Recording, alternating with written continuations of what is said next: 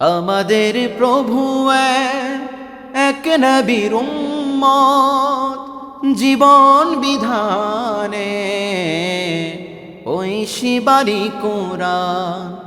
আমাদের প্রভু এক নবীর উম্মত, জীবন বিধানে ওই শিবানি কোরআন।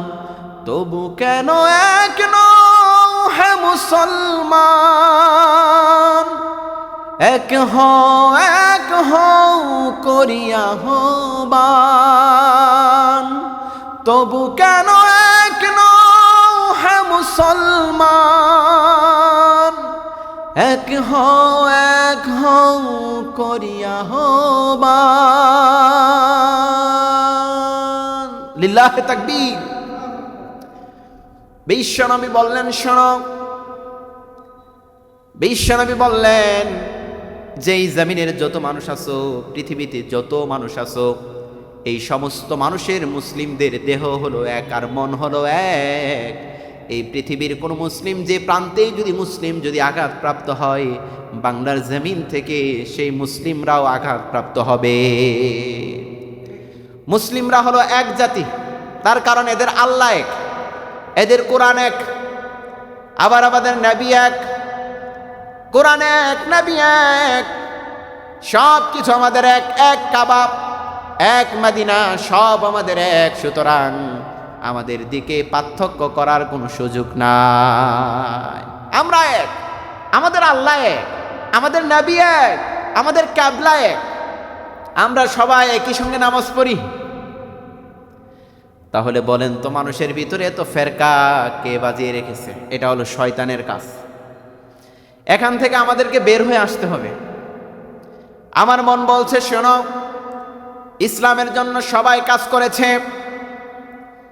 এই ইসলামের জন্য বাংলাদেশ জামায়াত ইসলামীর আমিররা কষ্ট করে যাচ্ছে। চরমনের আমির ফয়জুল করিম, রেজাউল করিম, প্রিয় হুজুররাও কষ্ট করে যাচ্ছে। প্রিয় শায়েখ হেফাজতের আমির, তারাও কষ্ট করে যাচ্ছে। আল্লাহ মামুনুল হক সাহেব কষ্ট করে যাচ্ছে। তাবলিগ জামাতের ভাইরা কষ্ট করে যাচ্ছে। আর আপনারা জেনে অত্যন্ত আনন্দিত হবেন যে আজকে টঙ্গীর ময়দানে ইজতেমা চলছে। বলি আলহামদুলিল্লাহ। চোখ জোড়ানোর দৃশ্য হতো, হৃদয়টা আরো প্রশান্তি লাভ করত। এই টঙ্গীর ময়দানে আজকে হাজার হাজার মুসল্লিদের ঢল। তাবলিগ জামাতের ইজতেমা চলছে। এই ইজতেমা যদি দুই ভাগে ভাগ না হয়ে যদি এক পর্বে করতে পারত, তাহলে আমাদের কলিজাটা আরো ভরে যেত। আর এখন থেকে যদি তাবলিগ জামাতের আজকের টঙ্গীর ময়দান থেকে আমাদের আরো ভালো লাগতো, যদি বাংলাদেশ জামায়াত ইসলামীর আমির যদি সেখান থেকে নেতৃত্ব দিতে পারতেন, আমাদের আরো ভালো লাগতো।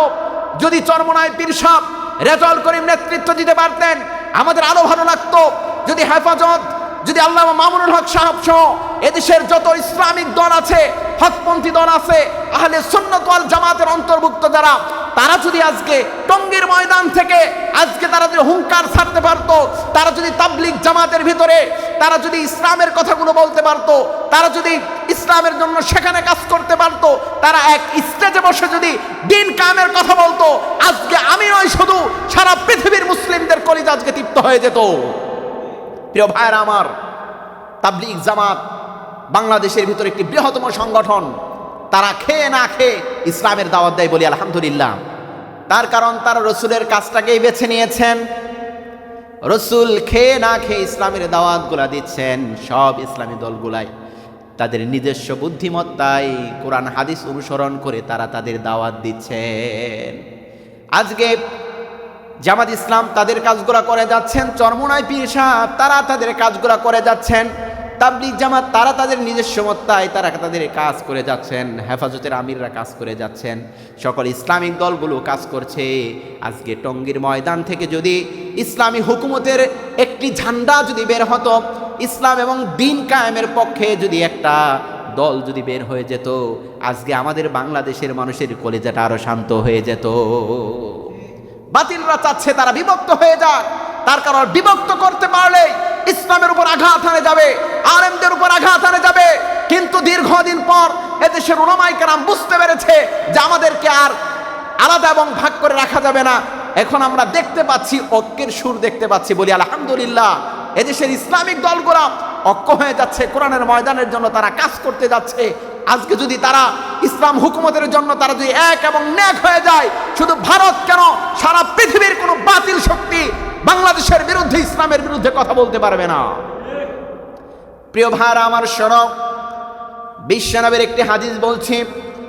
বিশ্বনবী বললেন, ও আমার সাহাবীরা তোমরা শোনো, একটি দলছুট বকরিকে, যদি অনেকগুলা বকরিকে তোমরা এক জায়গায় তোমরা ঘাস খাওয়াচ্ছিলে, হঠাৎ করে কোনো বকরি যদি দল থেকে বের হয়ে যায়, সেই বকরিটাকে সময়ের মাধ্যমে ওই বনের বাঘগুলা খেয়ে ফেলবে। আর কোনো মানুষ যদি দল থেকে বের হয়ে যায়, কোনো মানুষ যদি ঐক্য থেকে বের হয়ে যায়, ওই বনের সিংহ, বনের গরুকে যেমন সিংহ খেয়ে ফেলে, ঠিক তেমন যে মানুষের বাঘ হলো শয়তান, মানুষ দলছুট হয়ে গেলে তখন তাদেরকে শয়তানে ধরে ফেলে। সুতরাং আজকে তাবলীগ জামাতের মাধ্যমে আমি এই কথা বলতে চাই যে এদেশের উলামায়ে কেরাম এক প্ল্যাটফর্মে আসা অত্যন্ত জরুরি।